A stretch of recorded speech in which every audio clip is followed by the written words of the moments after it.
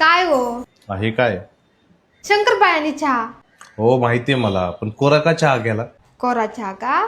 धनी तुम्हाला काय सांगितलं होतं मी? दूध आणायला सांगितलं होतं, तुम्ही आणलं का? मोबाईल मध्ये बोट घालत बसले तुम्ही, त्याच्यामुळे कोरा चहा दिला. हो, सवय मला कोरा चहा प्यायची. हा ते जाऊ दे, ते सोड. दुपारी काय करायचं जेवायला घरामध्ये? म्हणजे विचारलेलं बरं ना तुला. दुपारचं जेवण का धनी? आज तर स्पेशलच आहे, तुम्हाला माहितीये ना. चिवडा, चकल्या, करंजा, अजून शंकरपाळ्या तर आताच दिला, त्याच्यामुळे शंकरपाळ्याने देणार. आणि बेसन पिठाचे लाडू, अनारसे, बस एवढंच. बरोबर. संध्याकाळी? संध्याकाळचं तुम्हाला तर माहितीयच ना काय देते ते. मला माहितीये का? हो माहितीये ना, माहित असणारच ना. संध्याकाळी पण तेच असणार.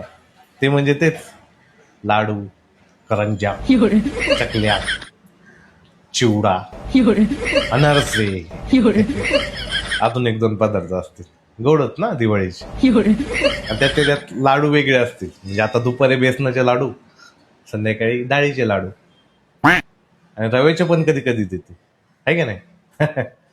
नाही बरोबर आहे. जिथं जावा तिथं दिवाळी, नुसतं फराळ फराळ फराळ. म्हणजे आता काय काहीच बोलायचं नाही, शेवटी सण आहे.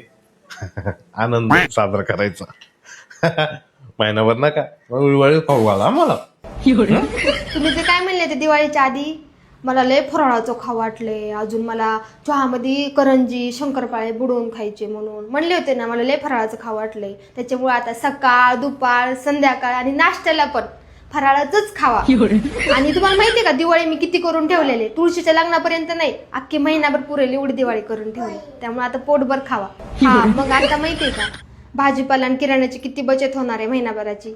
आणि त्यात आमचा स्वयंपाकाचा पण ताण वाचणार आहे, आम्हाला स्वयंपाक करायची गरजच नाही पडणार.